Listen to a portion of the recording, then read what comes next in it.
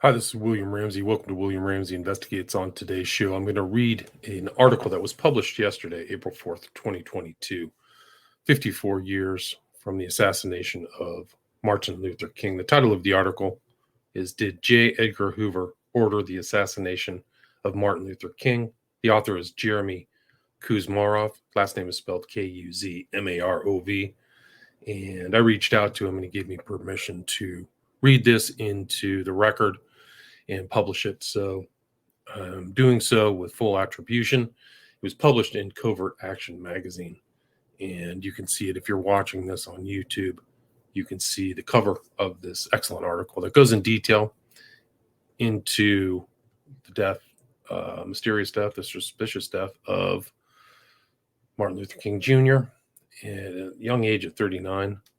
And I've also done another show, which I bumped back to the top of the podcast, with author Philip F. Nelson, and the title of the book and the discussion that we had that he wrote, the book he wrote, was titled Who Really Killed Martin Luther King Jr., The Case Against Lyndon Baines Johnson and J. Edgar Hoover. And he's actually mentioned in this article, referenced in the footnotes of this article that I'm going to read. Again, the title of the article is Did J. Edgar Hoover Order the Assassination of Martin Luther King Jr.? And I highly recommend people go look at the article. There's a lot of photographs from that time, and it's very well written. So I'm just going to get started. Did J. Edgar Hoover Order the Assassination of Martin Luther King Jr. by Jeremy Kuzmarov? Powerful new evidence of a government-abetted conspiracy has prompted King family members to demand a reopening of the investigation into his murder. This is an updated article that was originally published on Martin Luther King Jr. Day. The intro is, everyone knows that James Earl Ray shot Martin Luther King Jr., right? The U.S. government says so. All the school textbooks say so. And it is enshrined as unquestioned gospel in the pages of Wikipedia. But the official story is full of holes. Instead, mounting evidence suggests that King may have been murdered as part of a conspiracy planned and or abetted by the FBI in coordination with local Memphis police personnel. In this scenario, Ray served as a patsy, like critics allege Lee Harvey Oswald was in the JFK assassination. The real shooter, according to these accounts, struck King not from the boarding house bathroom, allegedly from where Ray shot him, but from bushes behind the Lorraine Motel, the King assassination's version of the grassy knoll.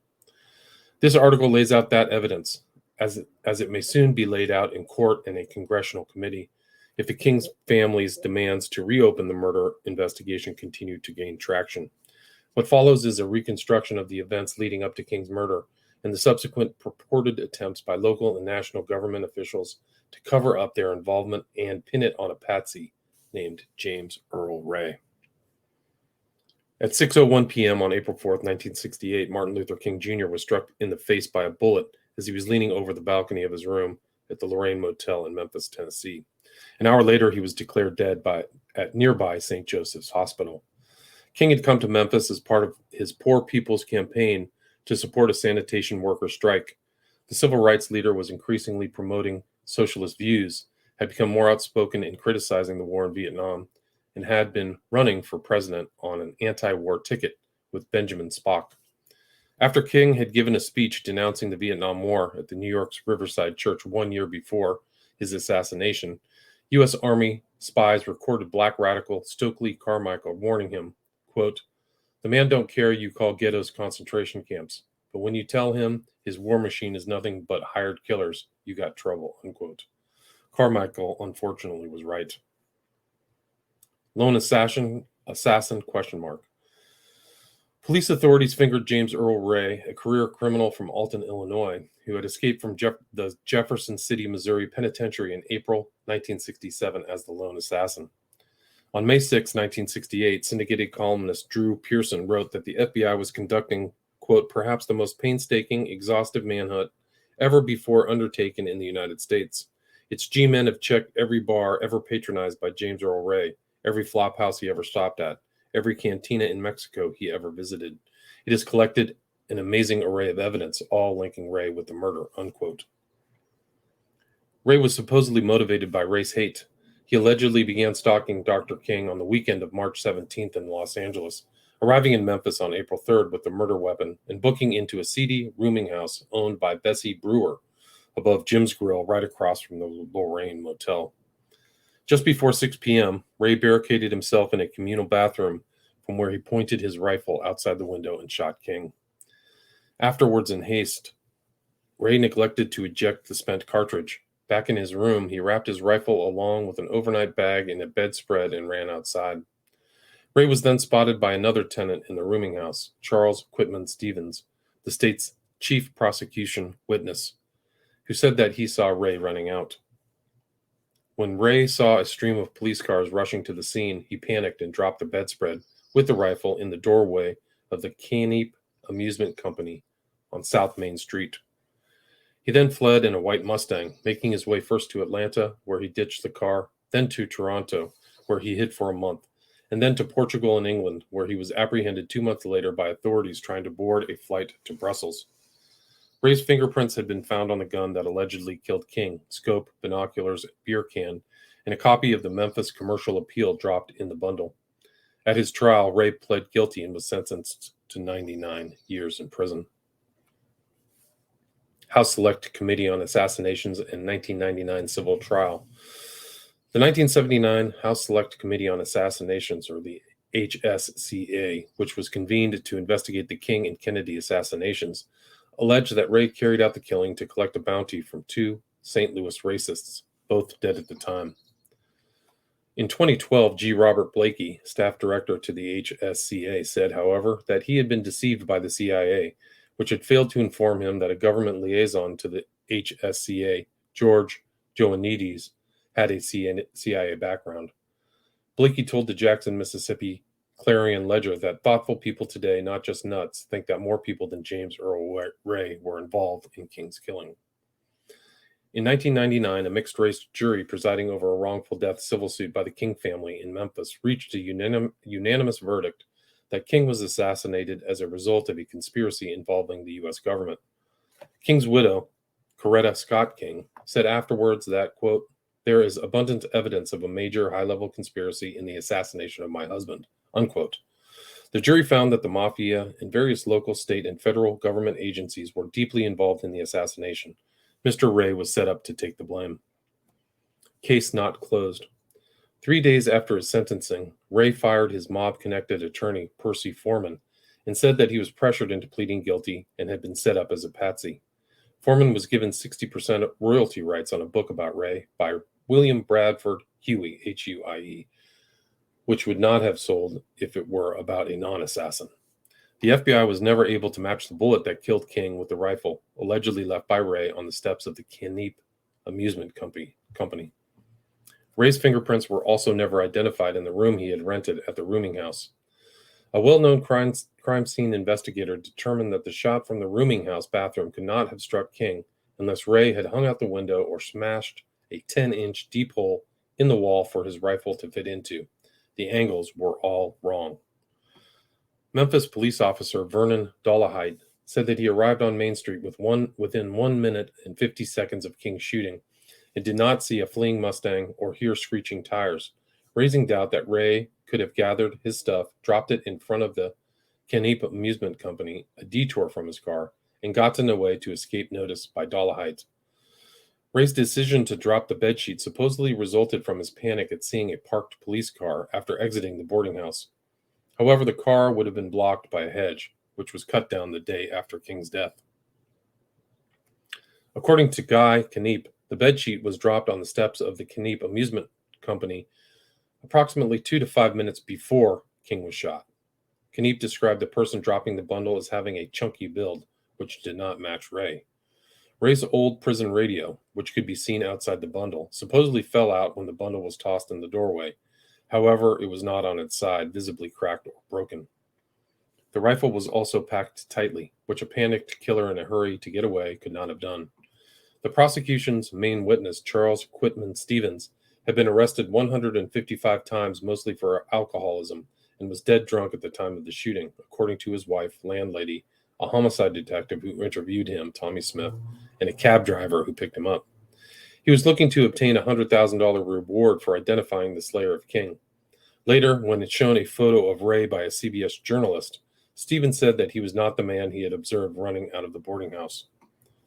Stevens' cab driver, James McCraw, said the hall bathroom was open and the bathroom empty as he approached and left Stevens' room, indicating that the shots did not come from there.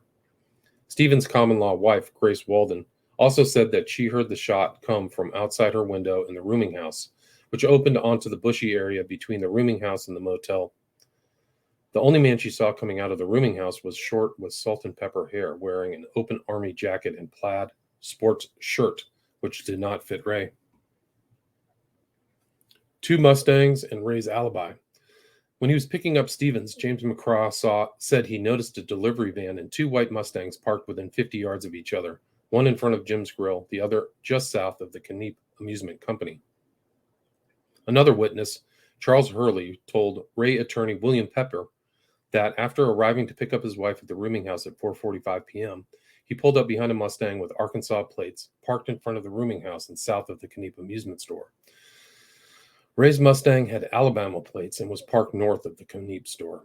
Ray said that he got into the car between 5:45 and 5:50 p.m. and went to a local service station to have a spare tire repaired, meaning that he was not at the rooming house when King was killed. However, his brother, John Larry Ray, said that James lied and was waiting in his Mustang for his handler, Raoul, at the time King was shot, believing he was to be the getaway driver for some job. Shortly after he heard the shot that killed King, Raoul jumped into the back seat of his vehicle and put his sheet over his head, and Ray drove off. After a few blocks, Raoul jumped out of the car and fled, and Ray drove all night to Atlanta. After making his way to Canada, Ray was assisted financially by a mysterious fat man who provided him with money in Toronto. Researcher Peter Dale Scott suggests that it was planned for Ray to be apprehended after Robert Kennedy's assassination to enable a restoration of confidence in the government in the wake of such a tragic event and the rioting that had followed King's killing. An unlikely assassin. Ray did not have a clear motive for killing King apart from a possible financial one. He could never have survived on the lam after his prison escape and in the 2 months after the King assassination without outside support. Ray had received money not only for travel and lodging, but also for fake identities, plastic surgery, even dance and bartending classes and hypnosis. A strong anti-communist who was otherwise apolitical, Ray was painted in the media as a racist. However, people close to him said that he had a black girlfriend, and that evidence was planted by police to make him appear to be a racist when he was not. Most significantly, Ray had no expertise in firearms. During a stint in the Army, he was trained with an M1 and obtained only the lowest level of ability. The salesman who sold him the alleged murder weapon in Birmingham, which he had been told to buy by the mysterious Raoul, discussed below, said that Ray did not seem to know anything at all about firearms. I mean, nothing. Shot from the bushes. King's chauffeur, Solomon Jones, and Southern Christian Leadership Conference SCLC attorney, Chauncey Eskridge, who were both looking at King when he died, said that they saw King's body lurch upwards when he was shot, not downward, indicating that the shot could not have come from the rooming house bathroom. Instead, it must have come from the bushes behind Jim's Grill and between the rooming house and the motel. Ray's first lawyer, Arthur Haynes Sr., noticed tree branches that would have been a formidable obstacle to shooting King from the rooming house bathroom, though these branches were cut down the next day by police trying to cover this up. Several eyewitnesses reported seeing a man crouching in the bushes and running away afterward, and a sound like a firecracker coming from the bushes. Harold Cornbread Carter, who was drinking wine in the bushes, told investigators that he saw a man wearing a high-necked white sweater run away after with a long gun in his hand after he had heard a loud bang from the bushes. Olivia Catling said that she saw a fireman standing near the wall below the bushes, yelling at the police that the shot came from the clump of bushes above the area where he was standing, but the police ignored him. Reverend James Orange said that he saw smoke rise from the bushes right by the fire station seconds after the shot. The smoke was most likely sonic dust rising from the bushes caused by the firing of a high-powered rifle in the heavily vegetated area. Orange and a reporter, Kay Black, also alleged that the brush area was cut and cleared back the morning after the shooting, along with the inconveniently placed tree branch that blocked a clear shot from the rooming house. The pre-dawn cleanup request, according to Maynard Stiles, deputy director of the Memphis City Public Works Department in 1968, came from the Memphis Police Department early on the morning of April 5th. The night before King's killing, the only two black firemen in the Memphis Fire Department, Norvell Wallace and Floyd Newsome, were ordered not to report the next day to their posts at Fire Station Number 2 overlooking the Lorraine Motel. The Memphis Police Department failed to form the usual security squad of black detectives for Dr. King and withdrew other key police security units to a position 5 blocks away from the Lorraine Motel on April 4th, a key factor that enabled the assassins to get away. Black detective Ed Reddit was removed from his surveillance post about an hour before King's shooting and placed in home confinement after the FBI had warned MPD of an assassination attempt directed against him by the Mississippi Freedom Democratic Party, which proved to be phony and served as a diversion. Just before King was shot, someone else called in a hoax from downtown that drew police attention to the northeastern side of the city. The hoax indicated an organized plot and that Ray could not have been the lone assassin. Lloyd Jowers and Jim's Grill. Taxi driver James McCraw told William Pepper that on the morning after the shooting, Lloyd Jowers, the owner of Jim's Grill, showed him a rifle in a box on a shelf under the counter, which he said he had found out back after the killing. The account was corroborated by Betty Spates, a young black waitress at Jim's Grill, who implicated Jowers, her former lover, in the murder. Spates said that after hearing what sounded like a shot, she saw him run into the kitchen from the bush carrying a rifle.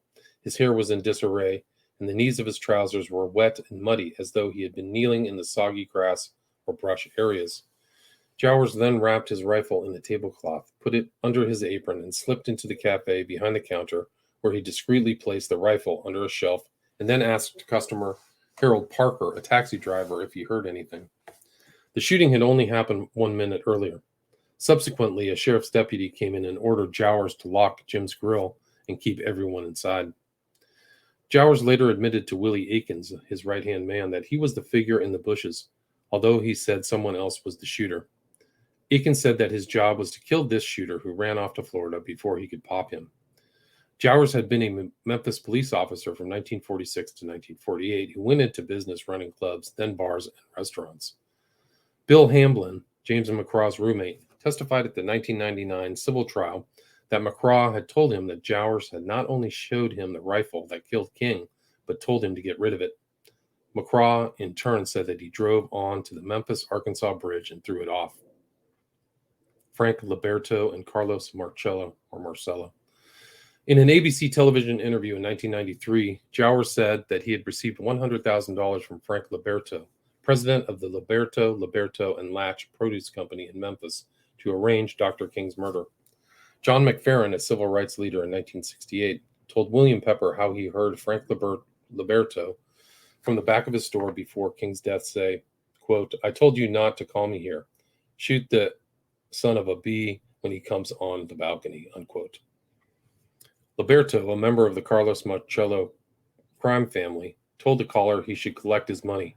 $5,000 was mentioned from Liberto's brother in New Orleans. Frank Holt, a black produce truck unloader whom Jowers had falsely tried to blame at one point for the murder, heard Liberto say to one of the big wheels at the M.E. Carter Produce Company during the sanitation strike that, quote, "King is a troublemaker and he should be killed. If he is killed, then he will cause no more trouble," unquote.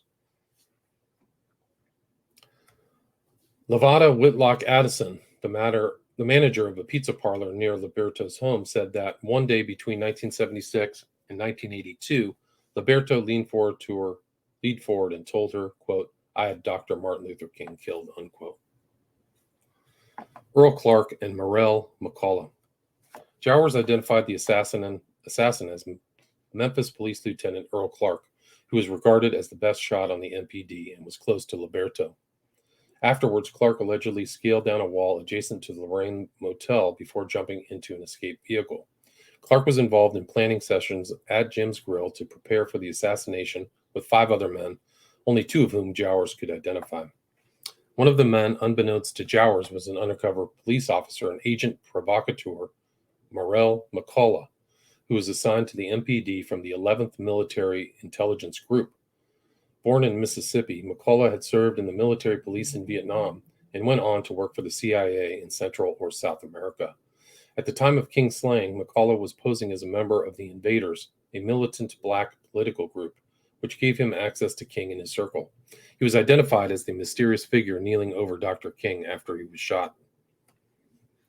Frank Strausser and Moses Mashkevitsan. In April 2003, Lenny Curtis, a custodian at the MPD shooting range, identified King's killer to William Pepper as MPD patrolman Frank Strausser. Curtis said that about 4 or 5 months before King's death, he heard Strausser, a Vietnam veteran with a reputation for beating up black people, say in the lounge of the rifle range that, quote, somebody was going to blow King's MFing brains out, unquote. Curtis identified Strausser as being in the gun range firing a rifle all day before the day of King's assassination.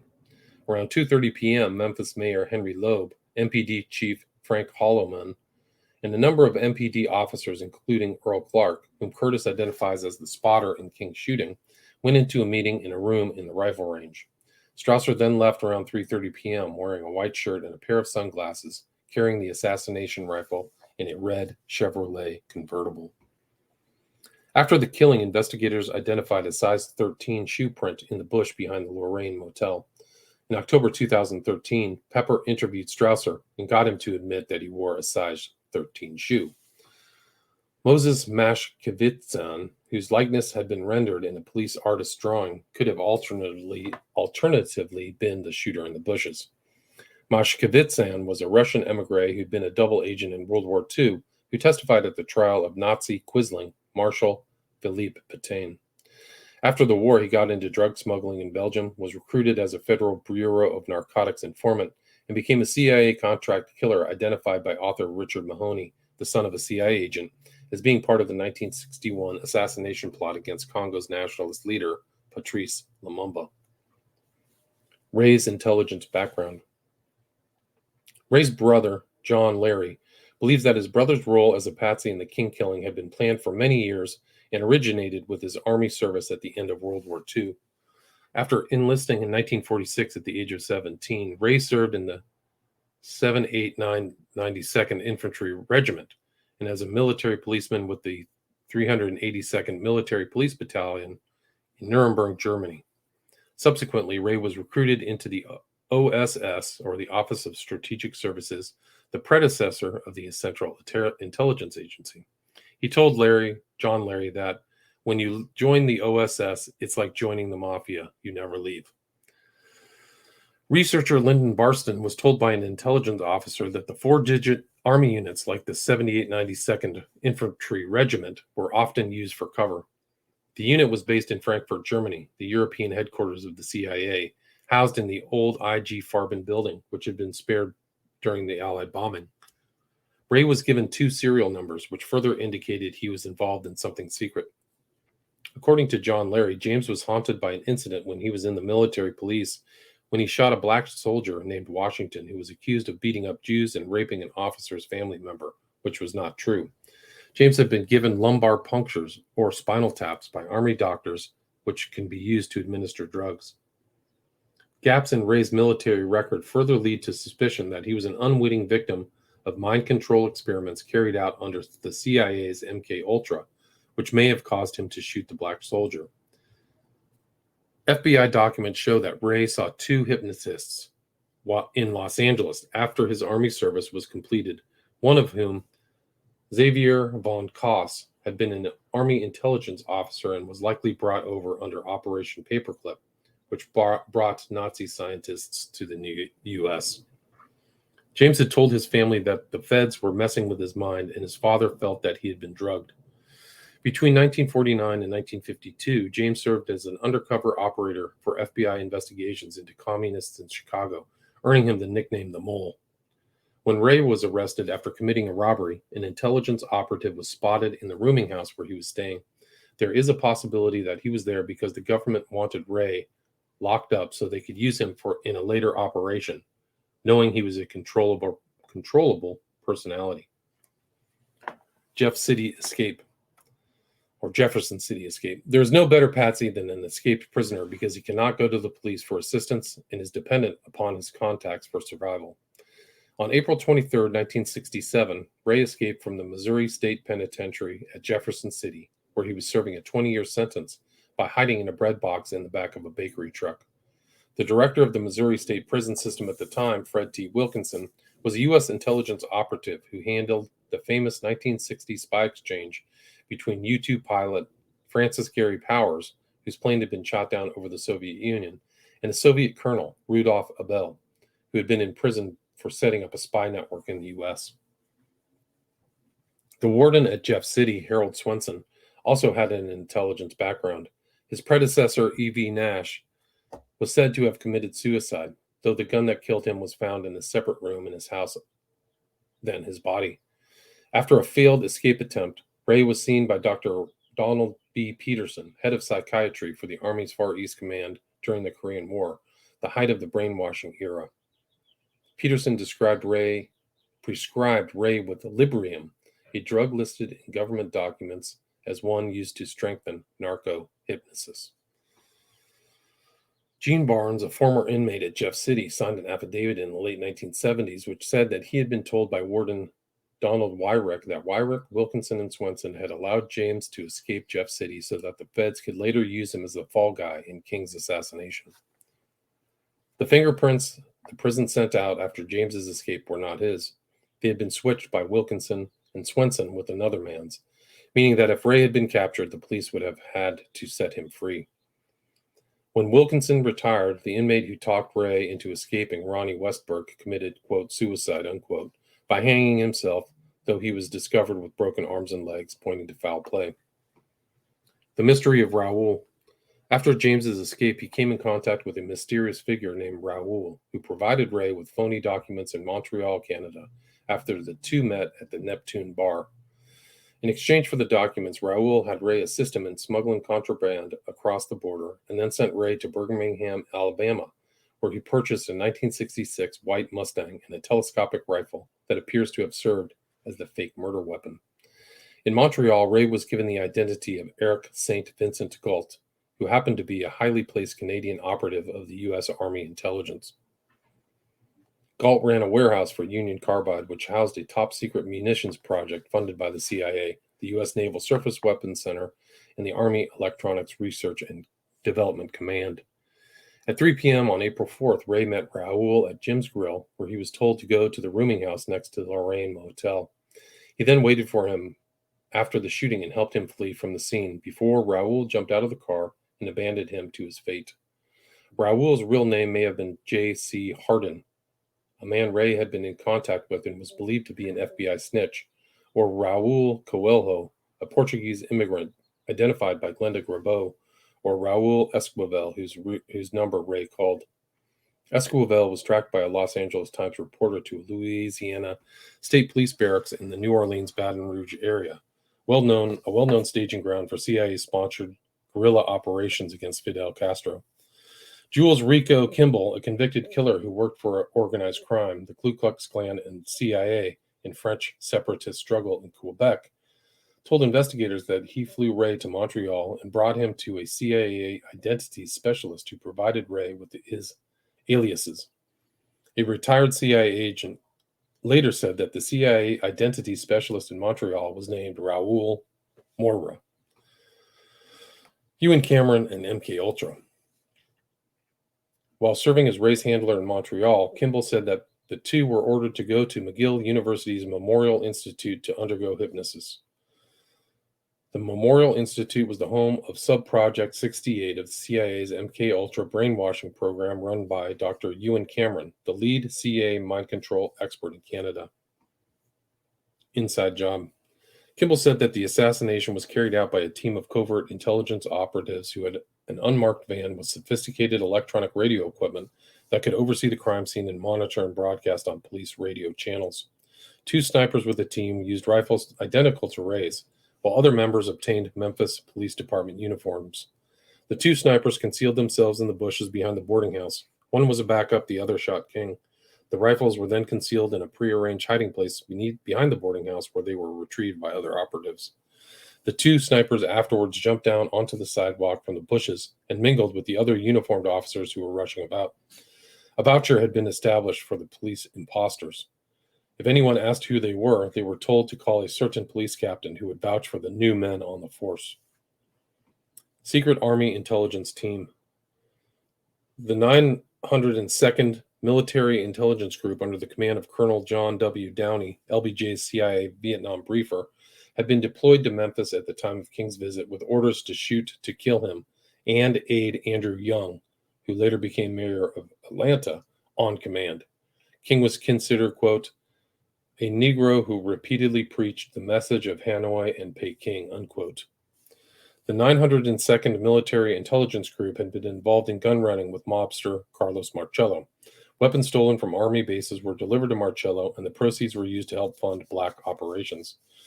According to two sources, the 902nd included Klan guys who hated N-word. The Green Beret said that nobody in it had any hesitancy about killing the two sacks of SHIT, King and Young. Another Green Beret who participated in clandestine training course in riot control and surveillance identified a CIA NSA agent whom he had recognized from his time in Vietnam, climbing down a wall behind the Lorraine Motel just after King was shot. A contact in the CIA had given Downey's team a detailed area of operations map, pictures of cars used by the King Group and Memphis police radio frequencies. It carried camera equipment and took up positions overlooking the Lorraine Motel and monitored King's phone conversations from room 306 and other communications. They obtained pictures that caught the shooter as he was lowering his rifle and Jowers running back toward the rooming house. These were given to Colonel Downey and never revealed publicly. The secret agent who snapped the photos said that the shooter was not Ray. Ties to Dallas, 63. In the days after King's killing, FBI agent Don Wilson came across a 1966 Mustang with Alabama plates in Atlanta and opened the car door. An envelope and some papers fell out, which he kept hidden for the next 29 years. One piece came from a 1963 Dallas telephone directory. The telephone numbers on the page included those of the family of H.L. Hunt and had the name Raoul, the letter J, and a Dallas telephone number, which turned out to be the number of the Vegas club, which, at the time, was run by Jack Ruby, the killer of Lee Harvey Oswald. The second paper was a payoff list and included Raoul's name and a date for payment. A third piece of paper had a telephone number and extension of the Atlanta FBI field office. The FBI's war against King. Pentagon Papers whistleblower Daniel Ellsberg swore in an affidavit that during a 1978 conversation with Brady Tyson, then an aide to UN Ambassador Andrew Young, Tyson said that a group of off-duty and retired FBI officers, including a sharpshooter, working under the personal direction of J. Edgar Hoover, killed King and then covered it up. According to Ron Adkins, Hoover's right-hand man, Clyde Tolson, who allegedly was routinely given money by Hoover to perform criminal deeds, including local contract killings, planned King's assassination beginning in May 1964 on a cruise to Southampton, England, with Russell Adkins Sr., Ron's father, and a Memphis City engineer, Klansman, and fixer for the Dixie Mafia. Part of the plot involved Tolson's providing envelopes of money to be paid to informants and the $25,000 to the warden of the Missouri State Prison, Harold Swenson, to arrange for Ray's escape. Hoover had considered King an enemy of the state. In December 1963, less than a month after the assassination of President Kennedy, FBI officials had met in Washington to explore ways of neutralizing King as an effective Negro leader. Hidden microphones were placed in King's hotel rooms in an attempt to pick up evidence of extramarital sexual activity, break up his marriage, or blackmail him. The Bureau also engaged in surreptitious activities and burglaries against Dr. King and the SCLC. In a letter sent to King in 1964 calling King a colossal fraud, the FBI even encouraged him to commit suicide. FBI MPD links. The FBI enjoyed very close connections with the Memphis PD. E.H. Arkin founded MPD's intelligence unit in 1967 under the tutelage of FBI agent William Lawrence, who headed the FBI Memphis field office's domestic intelligence operations, which surveilled King. The head of the MPD at the time of King's assassination, Frank Holloman, was a 25-year FBI veteran from Mississippi who was in charge of Director J. Edgar Hoover's Washington office from 1952 to 1959. In the mid-1960s, Holloman headed the FBI's Atlanta office when it was the nerve center of surveillance and skullduggery directed against King. A law and order conservative who railed against the long-haired, foul-smelling hippies and hostile forces in Black Memphis, Holloman had served in a special intelligence unit in World War II that reported to Nelson Rockefeller. He promoted aggressive police tactics against blacks during the sanitation worker strike, whom he accused of adopting guerrilla warfare, and oversaw an expansion of MPD's internal security division. The Tri-State Defender called Holloman an advocate for genocide of black people that included a cartoon depicting him firing his pistol under the shelter of hooded Klansmen. Holloman said that his first priority as police chief was to ensure that there was always a two-way street in terms of the flow of information between the MPD and FBI. He was the one to move the black fireman and pull black detective Ed Redditt away from protecting King, and according to witnesses interviewed by William Pepper, was involved in numerous other aspects of the planning of King's death. FBI gets King to stay at the Lorraine Motel and switches room. On March 29, 1968, the FBI issued from headquarters a COINTELPRO, or Counterintelligence Program Memorandum, written by G.C. Moore, chief of the Racial Intelligence Section, to William C. Sullivan, assistant director in charge of the Intelligence Division, that was designed to influence King to stay at the Lorraine Motel when he returned to Memphis on April 3rd. The memo recommended placement of a news item within the Bureau's friendly sources, which would read as follows, quote, "The fine Hotel Lorraine in Memphis is owned and patronized exclusively by Negroes, but King didn't go there after his hasty exit from the demonstration of March 28th. Instead, King decided the plush Holiday Inn Motel, white-owned, operated, and almost exclusively white-patronized, was the place to cool it. There will be no boycott of white merchants for King, only for his followers." A retired New York police detective later uncovered that King was initially supposed to stay in a secluded room at the motel, number 202, but was moved to room 306 with an exposed balcony after the concierge received a call supposedly from the SCLC in Atlanta asking for the change in room. According to William Pepper and Philip Nelson, the caller was actually an FBI infiltrator inside SCLC who acted under the orders of Police Chief Holloman and had been paid through an intermediary. The infiltrator, or possibly infiltrators, also had the task of getting King out of his room onto the balcony before 6 p.m. and making sure he was wearing a tie so he could be identified by the assassin. Cover-up. After King's death, the FBI took charge of the investigation from the MPD, even though the murder was a state and not federal crime. There was an inexplicable 30-minute delay, which enabled the killers to get away. Obvious leads and significant witnesses were subsequently ignored or dismissed, and the Bureau's files sanitized. An autopsy of King, amazingly, was never conducted. To help convince the public of Ray's guilt, the FBI had William Bradford Huey, editor of the American Mercury literary magazine, write a book on Ray that depicted him as a deranged lone gunman. A conservative Alabaman, Huey had known J. Edgar Hoover since the 1930s. He claimed that Ray was a vicious Southern racist who had stalked King, which was untrue. Huey was given access to Ray by his first lawyer, Arthur Haynes Sr., a former FBI and CIA agent and the mayor of Birmingham when Eugene Bull Connor ordered the use of police dogs and fire hoses against civil rights protesters. Cartha DeLoach, the FBI agent placed in charge of the investigation, had written a memo to J. Edgar Hoover suggesting that the FBI quietly sponsor a book that would tell the true story of the King case and advise friendly newsmen on a strictly confidential basis that Coretta Scott and Ralph Abernathy were deliberately trying to keep King's assassination in the news by pulling the ruse of maintaining the King murder was definitely a conspiracy and not committed by one man in order to keep the money coming to Miss King. Captain Ed Atkinson, an aide to Memphis PD Chief Frank Holloman, said that he overheard the discussion of two FBI agents at the bathroom window at the rear of the rooming house after the killing, in which one of the agents said that the tree branch would have to be cut because no one would ever believe that a shooter could make the shot from that point with the tree in the way. After undergoing hypnosis, Atkinson identified Memphis Police Captain Earl Clark as the one who called for the cutting down of the tree branch. The sanitation worker strike in Memphis started after two black sanitation workers Echo Cole and Robert Walker, were crushed to death in the back of a garbage truck on February 1st after taking temporary shelter from a hard rain by kneeling inside the back of the truck. According to Ron Adkins, whose father Russell ran the Memphis City garbage dump, Cole and Walker did not die because of an accident. Somebody pulled the hammer, pulled the lever on the truck, and mashed them up in there. The motive behind the killings was to precipitate the strike that would draw King to Memphis, the ideal place for him to be killed. Memphis was ideal because of the close connection between J. Edgar Hoover and Police Chief Holloman and the hostility towards King exhibited by Memphis Mayor Henry Loeb, a segregationist whose family had made a fortune in the dry cleaning business, exploiting black labor. Furthermore, Tennessee's Governor Buford Ellington was a close friend of President Lyndon Baines Johnson, a Hoover ally who also wanted King dead.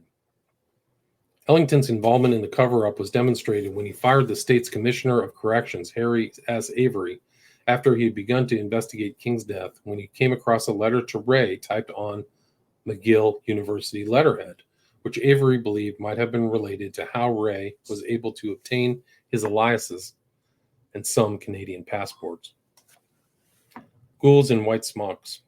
After more than 4 decades, Jonathan Shelby came forward relaying the story of his mother, Lula May, who was a surgical aide at St. Joseph's Hospital that took part in Dr. King's emergency treatment.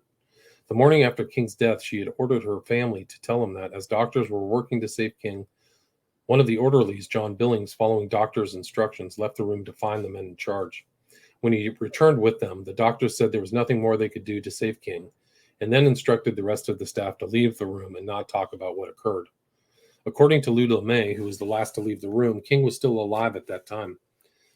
As she made her way out of the room, the head of surgery, Dr. Breen Bland, a pioneer in blood transfusions and polio vaccinations, said a couple of men in suits told the doctors to stop working on that end and let him die. She also heard spitting sounds and turned around just in time to see doctors spitting on King and removing his ventilator tube while putting a pillow over his face to ensure that he died. Ron Adkins, under oath, stated that he had been with his father, and after he died, his older brother Russell Adkins and his father and brother discussed the plan with Dr. Bland and Frank Holloman regarding the need to take King to St. Joseph's Hospital if he had not been killed. Ron recalled that Dr. Bland was prepared to give King a certain lethal injection if it became necessary. Poor Buddy. On the night of April 4th, cab driver Lewis Ward went straight to the airport after hearing of King's shooting and met a fellow driver he knew as Buddy, who said he had gone to the Lorraine Motel shortly before 6 p.m. to pick up a passenger with an enormous amount of luggage. As they finished loading up his taxi in the Lorraine parking lot, Buddy, who was in his early 60s, turned to look to the area of dense brush and trees opposite the motel. The passenger then punched him on the arm to distract him and told him to look up at King on the balcony, where he appeared to be a sitting duck for any would-be assassin. At that precise moment, King was struck by the fatal bullet. Buddy saw a man thought to be Earl Clark come down the wall from the balcony empty-handed and get into a black and white Memphis PD car, which was stopped at the middle of the intersection between Mulberry and Hewlin. The passenger at this time became irritable, saying he had to leave immediately because otherwise the ambulance and other cars would box them in and he had a plane to catch. When Ward asked about Buddy a few days later, 3 or 4 other drivers in the main taxi told him they understood he had fallen or had been pushed from a speeding car from Route 55 on the other side of the Memphis-Arkansas Bridge late in the evening of April 4th and was dead. A pile of corpses.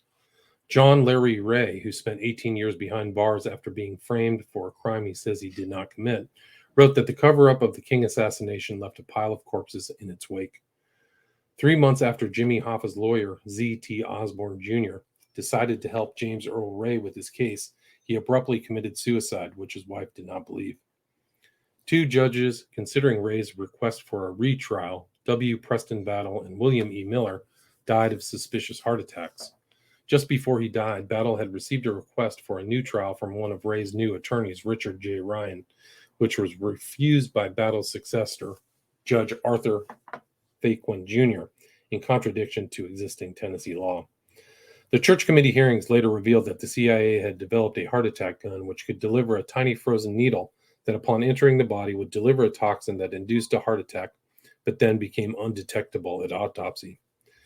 In July 1969, King's brother, Martin Luther King's brother, the Reverend Alfred Daniel King, was found dead in his home after an apparent swimming pool accident. By all accounts, he was a fantastic swimmer. The emergency responders said upon arrival, "Ain't no water in his lungs. He was dead before he hit the water." King's wife, Naomi, said, quote, "Absolutely, he was murdered. He was an excellent swimmer. There was no water in his lungs. He was in the fetal position. He had a bruised forehead, rings around his neck, and he was in his underwear. He was murdered," unquote.